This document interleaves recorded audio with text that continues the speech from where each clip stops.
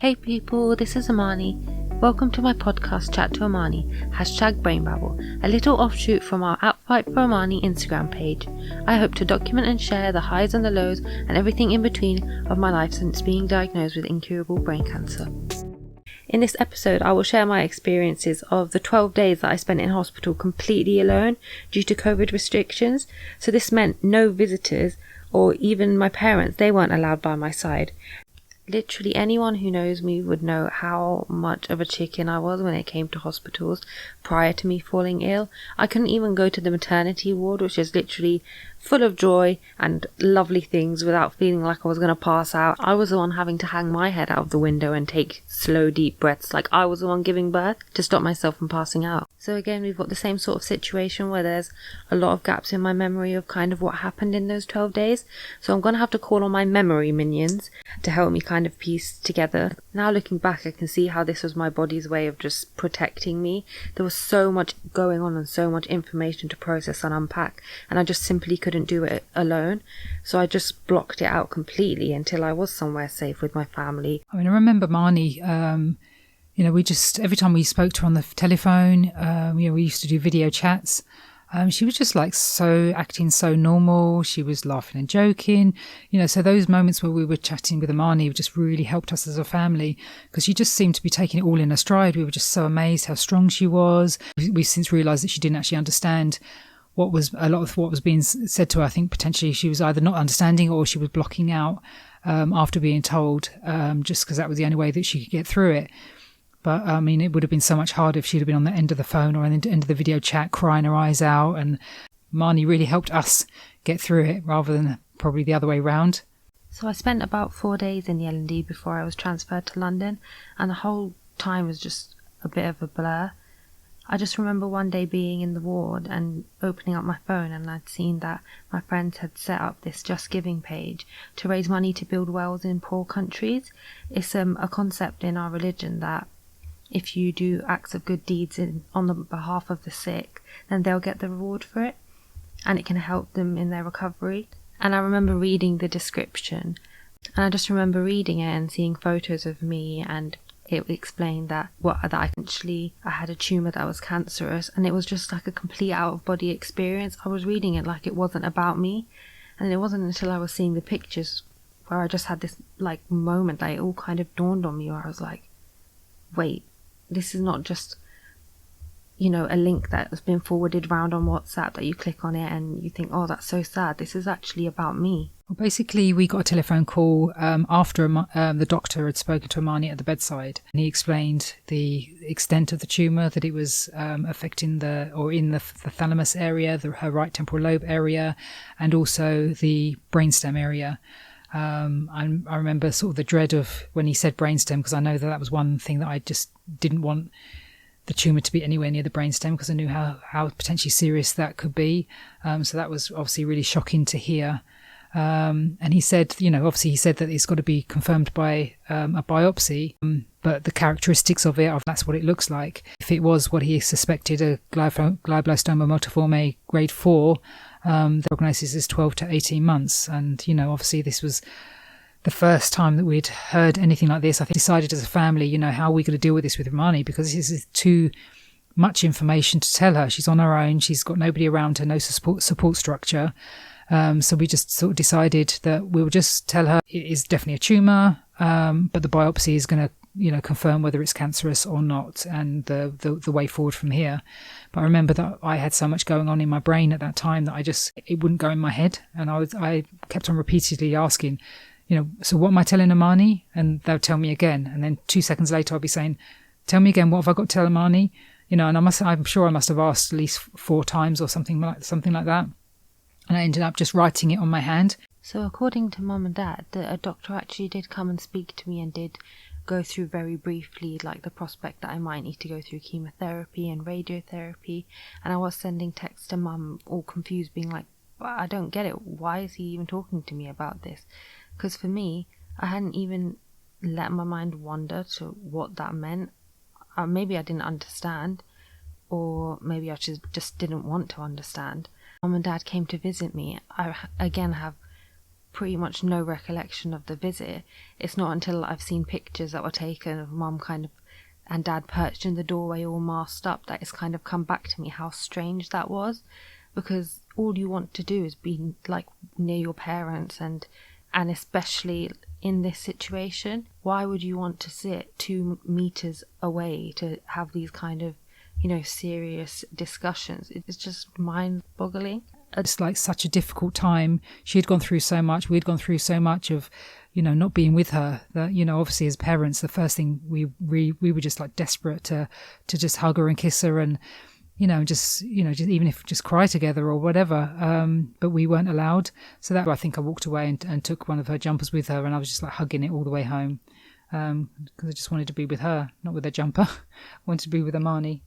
The weird thing is, though, the one thing I do remember very vividly is that a nurse came in to visit me one day whilst I was there, and he was like to me, "We just are getting phone calls non-stop from someone who's saying they're your friend and they just want to drop off KFC." And it was actually my best friend. So the night before I was transferred to London to the neurological hospital, I remember like taking a shower. You'd think I was getting ready to go on holiday, but I just remember thinking, I have no idea where I'm going. I'd become at least familiar with where I was, and that was the first time where I remember just having this complete feeling of anxiety. And then in the morning, mum and dad came to kind of wave me off, and they had me on a bed and they wheeled me out of the hospital. And that I didn't cry, but I just remember that was at that point, that was the first time that I felt scared. I didn't feel scared about everything that was going on because I didn't really understand what was going on, but I knew that I was just moving further and further away from home and further away from my family. At least there was comfort in being in the L&D, knowing that my parents weren't that far away. And the bed kind of was pushed on into the ambulance, and I was just gazing at mum and dad, and they were waving, and then they slammed the door and the whole ambulance just shook. So horrible to see her wheeled into a back of a ambulance. As a mum, I wanted to be there to look after her. I wanted to see her through this. And I just remember them seeing Amani shutting those 2 double doors. And I just remember in my head thinking, the only way that this journey is going to go by fast without me crying probably for the first time was like, I've got to harass the paramedics. I just did what I always do, which is have verbal diarrhea and just ask them non-stop questions about their life. Like just seeing the ambulance as it sort of went round the roundabout and onto the motorway, and it was just disbelief that was my daughter in that ambulance. So when I first got to Queen Square, this doctor came to visit me, and she brought like a model of a brain, and she was trying to like explain, I guess, maybe a bit more about where the tumour was and what part of the brain it was in and all these kind of things. I think maybe I was just staring at her blankly, and she could tell that I either was overwhelmed with all the information she was giving me or had literally was on the verge of a breakdown. But she sent in, she had to leave, so she sent in another doctor to kind of come and sit with me so that I wasn't alone. And it was, it was horrible. I'd rather obviously have had my parents and family there with me. So in the lead up to my biopsy and operation, I had to go for what felt like 20 million MRI scans. And one of the times I was wheeled down by a porter, and after my scan I was pretty much left alone to find my way back to my hospital bed. And it's just such a clear example of a situation I wouldn't have got myself into if I did have my family there with me. And it's actually a bit funny in hindsight, because I'm wandering around in this bright pink hospital gown and I'm going up to the nurses saying, I don't exactly know where I am. And that's probably the worst thing you can possibly say in a neurological hospital. It's good they didn't cart me off somewhere. But eventually they were able to, locate where I was meant to be. But that's a situation that I shouldn't have really had to have been in. So then it came to the morning of my biopsy, and I mean, I've never been put under before, I've never had any sort of operation, but when you know it's your brain and the risks are so much higher, the fear that I felt, I can't even explain it. And obviously again, I had no one with me. I actually looked up, and the anaesthetist, she was wearing a headscarf too, And I think you could see that I was really scared. I remember my eyes welling up with tears, but I was like, I can't cry, I have to hold it together. And she just actually held my hand. She was like, rubbing her thumb back and forth over the top of my hand. And I just remember closing my eyes and thinking, I'm just going to imagine that it's my mum here with me. And the day of her actual biopsy was, particularly hard. I just couldn't wrap my head around it. It wasn't just an emotional pain. It was actually a physical pain that I was feeling in my body. And it was just so hard. I was sitting out in the garden. I was reading Quran and just making repeated dua. And it wasn't until I got that phone call to say she's okay, she's in the recovery, that I could somewhat breathe. But obviously, I just wanted to be with my baby. I just wanted to be with Amani and be there for her. So it was just so hard not being there. So as to be expected, I had a bandage wrapped around my head after the surgery.